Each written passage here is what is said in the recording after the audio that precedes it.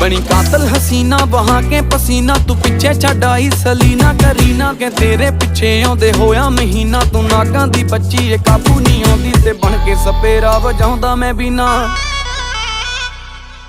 केड़े खेत विच लगी केड़ी कणक दा नी तू आटा छकदी ऐ। Tight tight short loose loose T शर्टां ना कहर नूं ढकदी ऐ। शेर तेरे लक दी मार तेरी अख दी जिवें मैनूं तकदी ऐ। जाई गल दस के तू तां बस हस